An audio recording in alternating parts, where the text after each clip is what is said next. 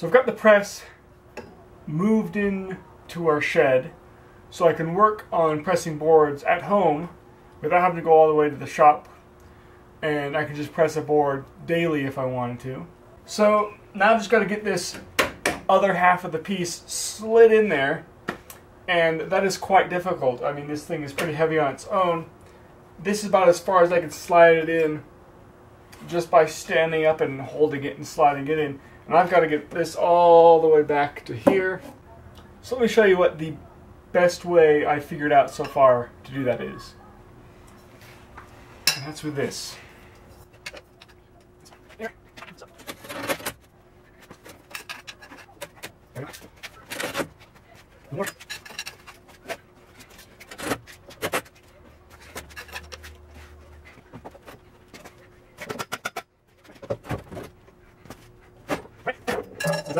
So I actually tried having another person help me getting it in, but that ended up being too awkward and hard to coordinate.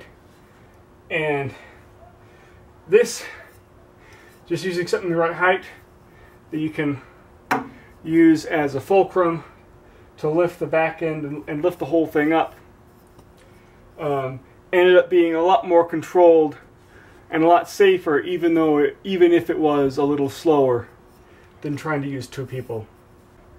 Now that that's together, I'm ready to put in everything else, and I can start trying to make boards, maybe, if I find some time. So I've been working on trying to perfect the press a little bit more, and get it so it closes more completely on the wood, and I've gotten it pretty good.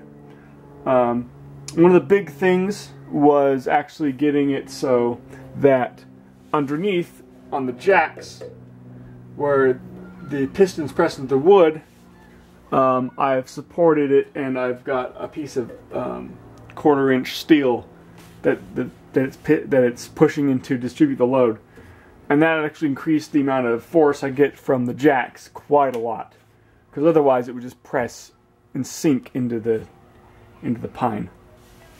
So I've got it pretty good, but you can see if I zoom in along all this area and right here too, it's really good. There's a lot of spots where I don't think I'd even be able to slide in a piece of paper, but then there's this gap here, which there's enough space I can even lift up one of the plies if I want. And if the wood's trying to want to buckle, there's nothing to press it down, and it'll be able to right there. Thankfully it's not trying to there, but if I was doing a different material that might buckle, that could be a problem. So I was trying to figure out, what's going on in other spots, and what are some of the contributing factors I have to deal with still. And I found this. So I was looking down the length of it like this, and I realized that this top sheet of plywood is very much not straight. So if I bring up this, you can see this sheet of plywood, which should be flat, is bowed. And it's got a gap, about the size of the gap that I have here. So what's happening here is this concrete is cracked, and because I didn't get the big glue lam here like I wanted, it's all flexed out. And if I look down here and measure the same thing, this bottom piece with the reinforcement and the fiber reinforced concrete and the big glue lam, that's still perfectly flat. So it's all up here, but I'm getting gaps because the concrete itself is moving out of the way. Now if you look down at the end, it's even worse. This is the end where this piece of concrete actually had fallen off, boonk, off the whole thing. And if I put the straightedge there, you can see it's pretty ridiculous how much that has bent out of the way. And I even wonder if what has happened is if it has bottomed out on my keyway. So I don't think it has bottomed out. The keyway's actually been really nice. Despite the amount of trouble the keyway has brought into the equation as far as, you know, is it going to bottom out and, you know, smoothing it out so it comes in and out really nice, it actually does do its job. And if I tighten this front jack first, it indexes on the keyway and then pushes it in alignment before everything binds up when it's closing. Anyway, so it's all working really good. Back to what I'm saying about all this other stuff. Okay, so I'm going to try to keep using this as long as I possibly can before it finally breaks. But with it bending that much, I'm pretty confident it's eventually going to just break. These anchors that are holding the concrete up, they're gonna fail. The glue joint, and that's enough to stress the glue joint. Maybe the glue joint between the two pieces of plywood is going to fail. Anyway, one day I'm going to open the press and the top is going to come down along with the bottom. So I'm going to plan on using it until that time. But when I have to rebuild it, I definitely want to have a glue lam on the top too. It's gonna need to be there.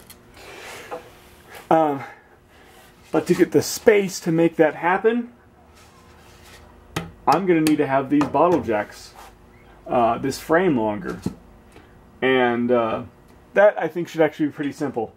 I've just got to get some angle iron. Make new angle iron brackets for the frames. To buy me an extra 3 inches, I'll be able to have a glue lam on this male side of the press too. And at that point, I just re-pour the male side. So the other thing I can do to try to deal with this gap in the short term, especially, is just let there be a gap.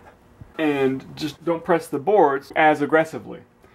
And of course I still want to have even pressure, so the way I deal with that is instead of pressing in 4 sheets of Baltic birch, I'll press in 6. Except the last 2 on the outside will be covered with probably construction adhesive. Something that can take up some volume. And so when I press it up, Baltic birch is stiff enough that even though other material might buckle in a place like this, Baltic birch tends to stay together. So what I can do is have it so that when I open the press after I've pressed up the 6 things, I pull out a board of 4 plies and leave the 2 glued to each of the male and female pieces, which then become the new press interfaces. So it'll press less shape, but still be evenly supported everywhere. And that's a pretty good solution, I think. And the added bonus of that is I'm finding that the cement is not a very good material to be direct in contact with the wood. So having a wood interface, wood on wood instead of wood on concrete, that should help protect the boards a lot better. So that is the plan in future, but it's working the way it is now. So I'm just going to be pressing boards out of it. Right now, this is just dry wood. There's no glue on this Baltic birch. So I've just been doing dry runs, just looking at what's been happening. So, but yeah, I think I'm at the point where I'm going to start pressing up some boards again. So there we go. There's the update on the press.